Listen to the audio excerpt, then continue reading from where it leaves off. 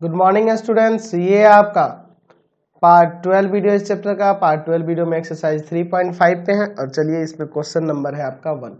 कह रहा है दो संख्याओं का अनुपात 5:6 है। यदि प्रत्येक संख्या में 8 घटा लिया जाए तो उसका अनुपात 4:5 हो जाता है। तो संख्याएं ज्ञात करें, हमें संख्याएं निकालनी है। तो चूंकि यह चैप्टर दो चर वाला रैखिक समीकरण युग्म है, इसलिए इसमें हमें दो चर ही मानकर बनाना होगा। चलिए तो हम मान लेंगे माना पहली संख्या बराबर में x और दूसरी संख्या बराबर में y। अब लिखेंगे प्रश्न से। क्वेश्चन में कह रहा है दो संख्याओं का अनुपात 5:6 है, यानी कि x और y इन दोनों का अनुपात कितना है 5:6 है ना। चलिए तो तिरछा तिरछी गुना करिए तो 6x बराबर में 5y हो जाएगा। इसको इधर लाते हैं, 6x - 5y बराबर में 0। समीकरण 1 हो गया। कह रहा है यदि प्रत्येक में से 8 घटा लिए जाए। अब देखो क्या कह रहा है, अब कह रहा है प्रत्येक में से 8 घटा लिए जाए, यानी कि पहली संख्या और दूसरी संख्या में से 8 घटा लिया जाए दोनों में से, तो नया जो अनुपात हो जा रहा है, देख रहे हो ना, घटाने के बाद जो अनुपात हो जा रहा है वह अनुपात 4:5, यानी कि 4/5 लिख लेंगे। क्रॉस मल्टीप्लाई करते हैं यहाँ पे 5x - 40, ठीक है, और तिरछा तिरछी यहाँ भी गुना करेंगे तो हो जाएगा 4y - 32। इसको इधर लाते हैं, 5x - 4y - 32 plus 40, 5x - 4y बराबर में आ गया 8। यह समीकरण दूसरा। अब समीकरण 1 और 2 से x और y का मान निकाल दो। तो इसमें आप गुना कर दो 4 से और इसमें गुना कर दो 5 से। चलिए तो लिखते हैं समीकरण 1 तथा 2 से। चलिए तो समीकरण 1 में 4 से गुना करना ना, तो 6 चौका 24x - 20y बराबर 0, और इसमें 5 से गुना करो तो 25x - 20y बराबर में 40। चलो यहाँ साइन बदलते हैं, माइनस प्लस माइनस, ये कट जाएगा। माइनस का x इक्वल टू में माइनस का 40, माइनस माइनस काट देते हैं। x का मान क्या गया 40। x का मान समीकरण 1 में रखने पर, 1 या 2 किसी में भी रख सकते हैं, 1 में रखने पर, तो समीकरण 1 है आपका 6x - 5y बराबर 0। तो x का मान यहाँ पे 40 रख देना है, यानी 6 गुना 40 माइनस का 5y बराबर में 0। तो ये हो जाएगा 240 ना, -5y बराबर 0। तो यहाँ से इसको उधर भेज देते हैं, तो -5y बराबर माइनस का 240, माइनस माइनस काट दो, 5 को ले देते हैं भाग में, तो 5 जाएगा भाग में, तो काटेंगे 5 का 20 और 5 8 40, तो y का मान 48। इसलिए पहली संख्या x थी तो आपकी 40 हो गई, और दूसरी संख्या y था ना, यानी कि वह हो जाएगा आपका 48। तो 40 और 48 इसका आंसर हो गया। चलते हैं नेक्स्ट क्वेश्चन पे। क्वेश्चन नंबर 2 देखिए, कह रहा है दो संख्याओं का योग 16 है। यदि प्रत्येक संख्या में 4 जोड़ दिया जाए तो अनुपात 2:1 हो जाता है। संख्याएं ज्ञात करिए। तो वही लिखेंगे, माना पहली संख्या बराबर में x, दूसरी संख्या बराबर में y। प्रश्न से क्या कर रहा है, दो संख्याओं का योग 16 है, यानी कि x + y बराबर 16। पहला समीकरण तैयार हो गया। कह यदि प्रत्येक में 4 जोड़ दिया, यानी x में भी 4 जोड़ दो और y में भी 4 जोड़ दो, तो दोनों का जो अनुपात है वह 2:1 हो जा रहा है। क्रॉस मल्टीप्लाई करो, x + 4 बराबर हो जाएगा 2y + 8। इसको इधर लाओ, x - 2y ये जाके उधर घट जाएगा बराबर में 4। समीकरण 2। तो समीकरण 1 और 2 से x y का मान निकाल देना। कितना सिंपल है, निकाल दोगे ना। और लास्ट में लिखना होगा कि पहली संख्या यह है, दूसरी संख्या यह है, लिख देना। क्वेश्चन नंबर 3 देखो, कह रहा है दो धनात्मक संख्याओं का अंतर 3 है। यदि प्रत्येक संख्या में से 3 घटा लिया जाए तो अनुपात 2:1 हो जाता है। अच्छा देखो, यहाँ कह रहा है प्रत्येक संख्या में से 3 घटा लिया जाए तो अनुपात 2:1 हो जा रहा है, यानी कि पहली संख्या बड़ी होगी और दूसरी संख्या छोटी होगी। यहाँ से ही नहीं पता चल रहा है। तो संख्याएं हमें ज्ञात करनी है। तो माना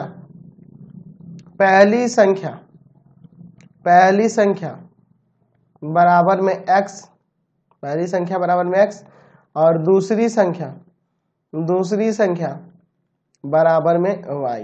और यहाँ पे दिखा देंगे कि x जो है बड़ा है y से, क्योंकि इसके अकॉर्डिंग यही पता चला है। मान लो यहाँ देख रहे हैं ना कि दोनों संख्याओं में से जब 3 घटाया जा रहा है तो अनुपात 2:1 हो रहा है, यानी पहला वाला संख्या बड़ा होगा ना, तभी तो वो 2 गुना और दूसरा वाला 1 गुना हो जा रहा है 3 घटाने पे, तो इसीलिए x जो है बड़ा है y से, ऐसे कर दिया है प्रश्न से। दो धनात्मक संख्याओं का अंतर, तो बड़ा वाला x है और छोटा वाला y है, तो इसलिए बड़े में से छोटे घटाएंगे तो कितना आ रहा है 3, पहला समीकरण। करें यदि प्रत्येक में से 3 घटा लिया जाए तो x बटा y, दोनों में से 3 घटा लो तो संख्या का अनुपात 2:1, क्रॉस मल्टीप्लाई करो, x - 3 2y - 6, इसको इधर लाते हैं, x - 2y, ये माइनस का 3 उधर जाके प्लस का 3 हो जाएगा, तो -6 और प्लस का 3, यानी कि हो जाएगा x - 2y बराबर में -3। अब इन दोनों को सॉल्व करके आप x y का मान नहीं निकाल सकते हैं। क्वेश्चन नंबर 6 देखो, कह रहा है a और b की मासिक आय का अनुपात 5:4 है। मतलब ये जो मंथली इतना रुपया कमाते हैं 5:4 में, और उनके मासिक खर्च जो है वह 7:5 है। यदि प्रत्येक की बचत 3000 रुपये प्रति महीना है तो प्रत्येक की मासिक आय निकालना है। तो माना a तथा b की मासिक आय क्रमशः 5x तथा 4x है। मतलब a की मासिक आय जो है आपका 5x है और b की मासिक आय जो है 4x है ना। अब जेब खर्च भी दिया है, जेब खर्च का भी अनुपात दिया है, तो लिखेंगे a तथा b की मासिक खर्चों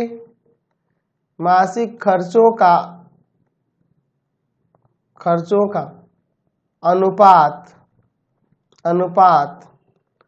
क्रमशः,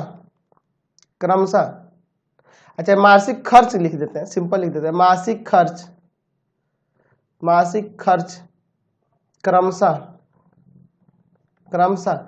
7y तथा 5y है ना। एक लाइन हमारा स्टेप बच गया। तो हम लोग क्या किए, आय का जो अनुपात दिया था वह 5:4, तो हम लोग मासिक आय 5x और 4x मान लिए, और मासिक खर्च जो है उसका अनुपात दिया है आपके पास 7:5, तो मासिक इनके खर्च मान लिए हम लोग 7y और 5y।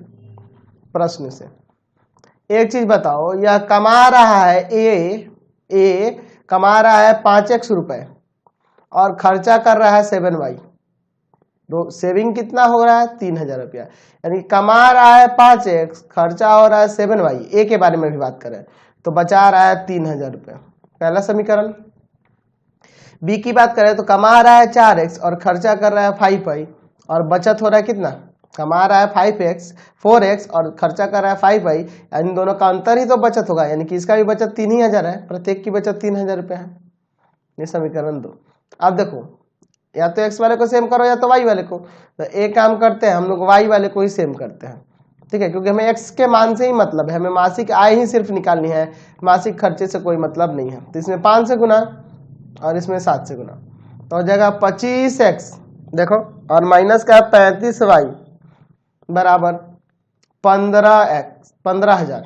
7 से गुना करोगे 7 का 28 हो जाएगा ना, 28x माइनस 35y बराबर में 7 या 21,000।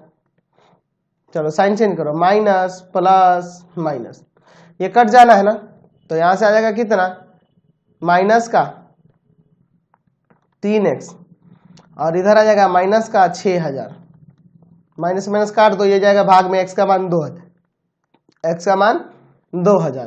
तो a की मासिक आय क्या हो जाएगी, a की मासिक आय, तो मासिक आय a की 5x है ना, यानी कि 5 गुना 2000, मतलब कि 10,000 रुपया इसका महीना है, 10,000 रुपया कमा रहा है एक महीने में। और b की मासिक आय, b की मासिक आय 4x है, यानी कि 4 गुना 2000, 4 गुना 2000, यानी कि ये कमा रहा है 8,000 रुपया महीना। समझ में आया। चलिए अगला क्वेश्चन देखते हैं। क्वेश्चन नंबर 7 देखो, कह रहा है कि एक स्कूटर के भाड़े में नियत भाड़ा और प्रति किलोमीटर में तय की गई दूरी के भाड़े जुड़े हैं। ठीक है ना। यदि कोई व्यक्ति 12 किलोमीटर चलकर 45 रुपए और 20 किलोमीटर चलकर 73 रुपए भाड़ा देता है तो इस कथन को युगपत समीकरण के रूप में व्यक्त करें, यानी इसे समीकरण के रूप में व्यक्त करना है। ठीक है, और क्या करना है कि इनके स्कूटर का नियत भाड़ा और प्रति किलोमीटर का भाड़ा ज्ञात करना है हमें। ठीक है, देखो इसका कहने का मतलब है कि आप स्कूटर में चढ़ गए तो आपको एक चार्ज देना होगा और उसके बाद जितना किलोमीटर जाइएगा उसका अलग से जोड़ के देना होगा। तो यहाँ मान लेते हैं, माना स्कूटर का नियत भाड़ा यानी कि फिक्स चार्ज जो है, नियत भाड़ा x रुपए है ना, और प्रति किलोमीटर का अतिरिक्त भाड़ा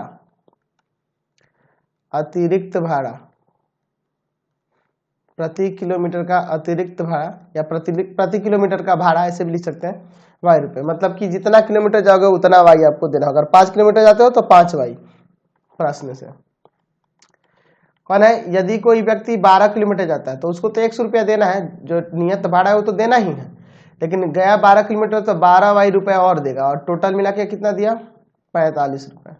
पहला समीकरण। अब एक कोई व्यक्ति है जो 20 किलोमीटर चलता है तो 73 रुपए देता है, तो x रुपया तो उसका फिक्स चार्ज है, स्कूटर में बैठ गए तो ये लग गया, और 20 किलोमीटर गए तो 20 y और बराबर में 73। यह समीकरण 2 हो गया। तो इन दोनों समीकरण से x और y नहीं निकाल सकते हो, तो x y निकालते ही आपका स्कूटर का नियत भाड़ा और प्रति किलोमीटर का भाड़ा भी निकल जाएगा ना आपसे। क्वेश्चन नंबर 9 देखो, 8 तो बन ही जाएगा आपसे। 9 का फर्स्ट में कह रहा है किसी कॉलेज के छात्रावास में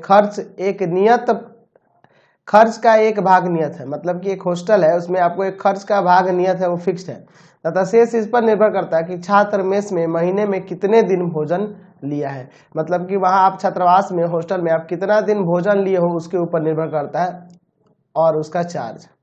ठीक है, तो एक छात्र ए जो है 25 दिन भोजन लेने पर 1750 रुपये छात्रावास खर्च देता है, जबकि एक दूसरा छात्र बी 28 दिन भोजन के लिए 1900 रुपए खर्च देता है।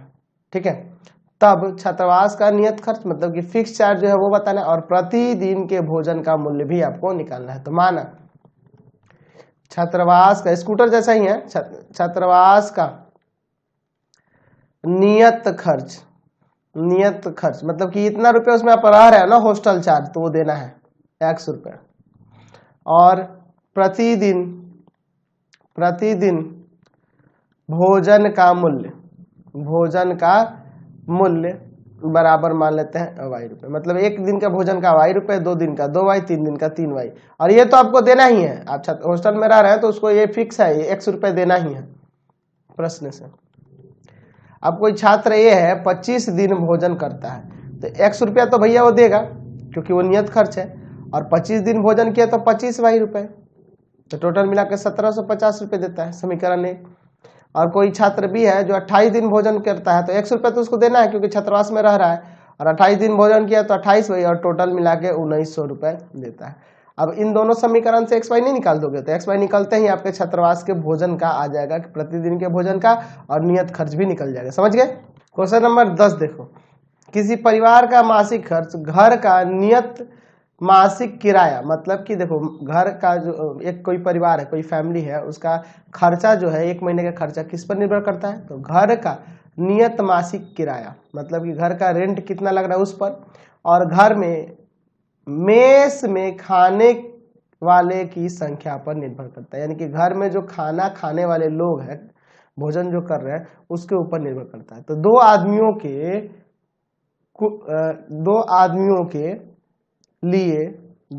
के लिए कुल मासिक खर्च 3900 रुपये तथा 5 आदमियों के लिए 7500 रुपये है। ठीक है, तो घर का किराया और प्रति व्यक्ति प्रति महीना भोजन खर्च क्या होगा। ठीक है, अब देखो यहाँ क्वेश्चन में कह रहा है कि 2 आदमी रह रहा है घर में, भोजन कर रहा है तो उसका 3900 रुपये लग रहा है, और 5 आदमी जब भोजन कर रहा है तो 7500 रुपये लग रहा है। तो घर का किराया आपको बताना है और प्रति व्यक्ति प्रति महीना भोजन का खर्च निकालना है। तो माना माना घर का किराया, सेम ही क्वेश्चन है ये भी उस तरह का ही, घर का किराया x रुपए है ना, यहाँ ये क्या है मासिक किराया है, ध्यान रखना मासिक, महीना, चलिए अच्छा फिर क्या है प्रति व्यक्ति प्रति महीना, प्रति व्यक्ति प्रति महीना भोजन का खर्च, भोजन का खर्च मतलब एक आदमी का एक महीने में कितना भोजन का खर्च लगता है वो हम लोग y मान लेते हैं।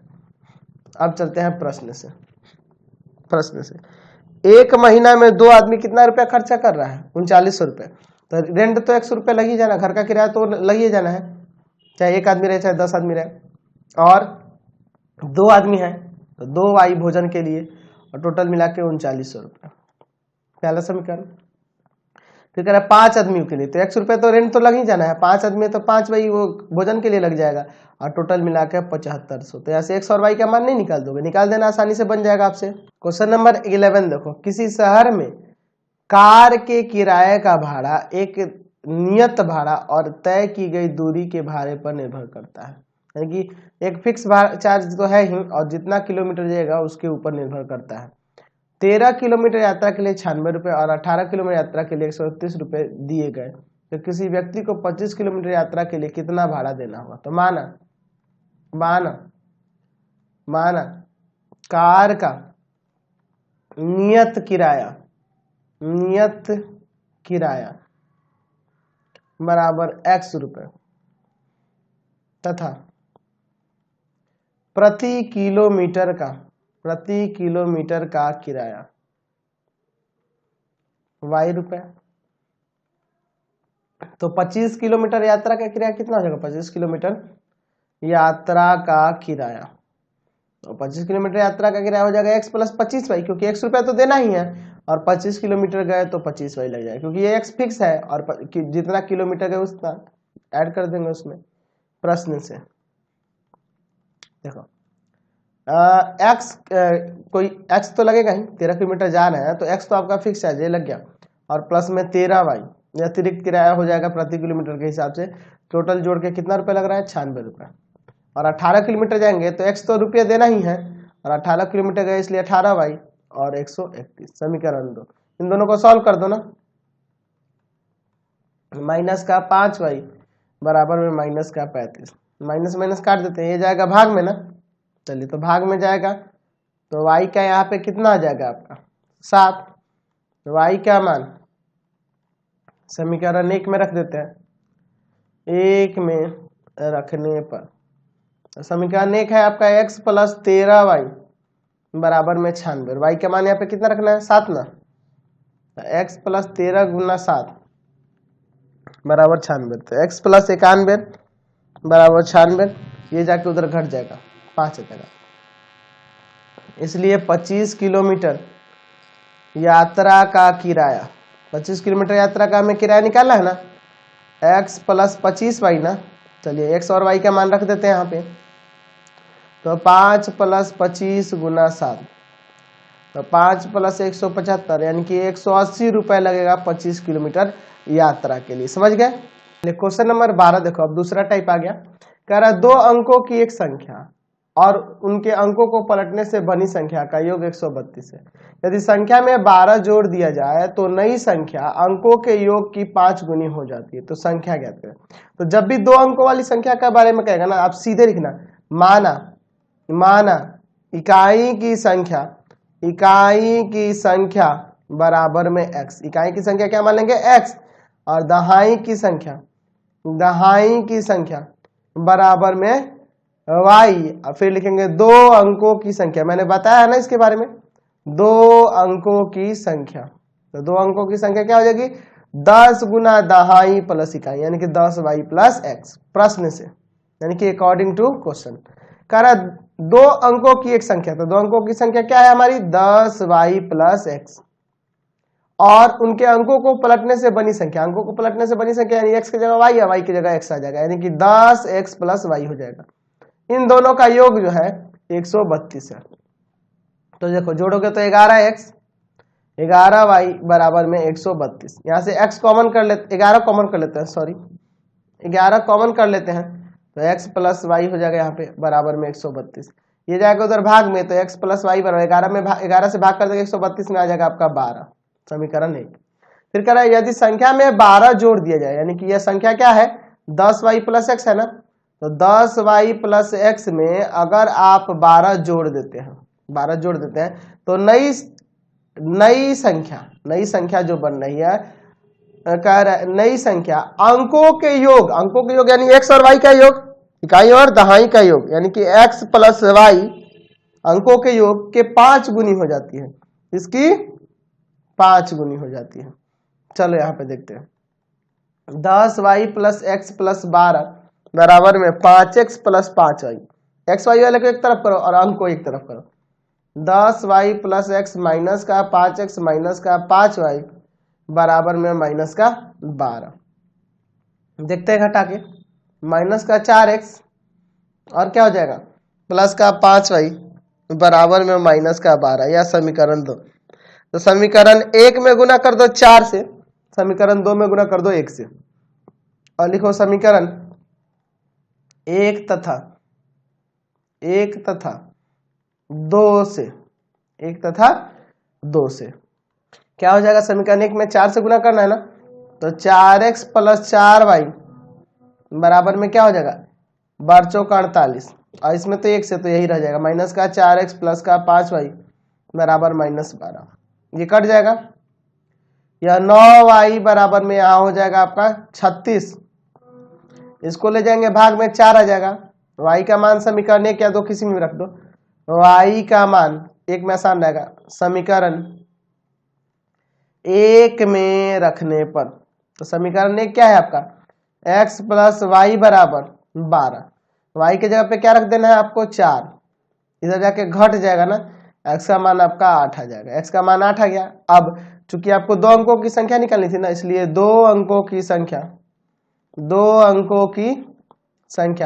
क्या है 2 अंकों की संख्या 10y प्लस एक्स, यानी कि 10 y की जगह पे रख दोगे 4 और x की जगह पे 8, तो 10 चौके 40 प्लस 8, यानी कि 2 अंकों की संख्या आपकी 48 हो गई। समझ गए। चलते हैं नेक्स्ट क्वेश्चन पे। क्वेश्चन नंबर 13 देखो, यहाँ भी कह रहा है 2 अंकों की संख्या, तो सिंपल बिना सोचे आप लिख दो, माना इकाई की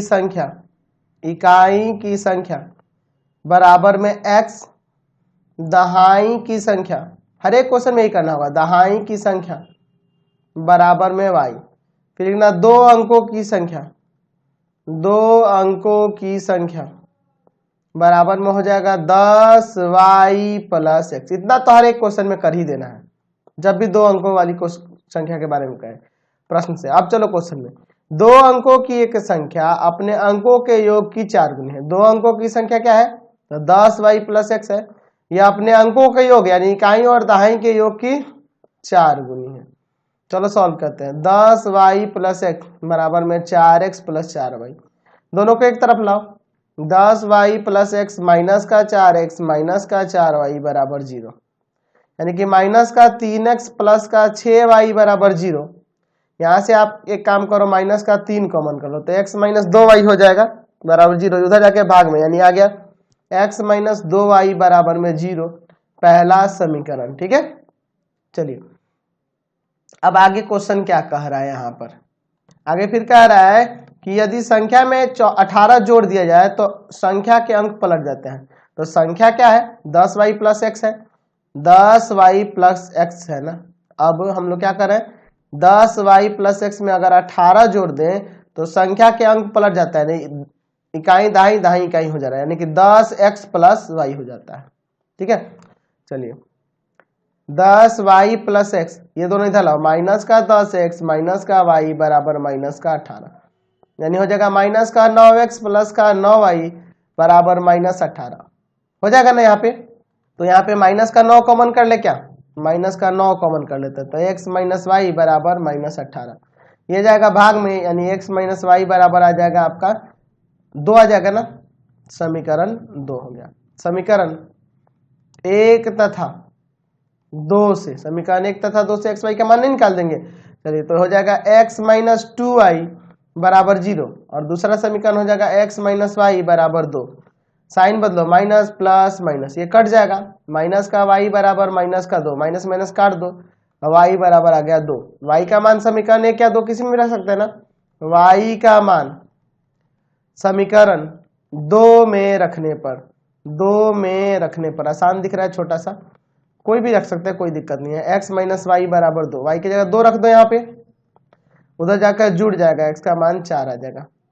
हमें 2 अंकों की संख्या चाहिए थी ना, इसलिए 2 अंकों की संख्या जो होगी, 2 अंकों की संख्या 10y प्लस एक्स, यानी कि 10 y की जगह पे 2 और x की जगह पे 4, नहीं ना, 20 प्लस 4, यानी कि वह संख्या कितनी हो गई, 24 हो गई। समझ में आया। क्वेश्चन नंबर 14 भी वही है, 2 अंकों वाली संख्या, तो सिंपल आप लिखेंगे माना इकाई की संख्या बराबर x, दहाई की संख्या बराबर y, और फिर लिखेंगे 2 अंकों की संख्या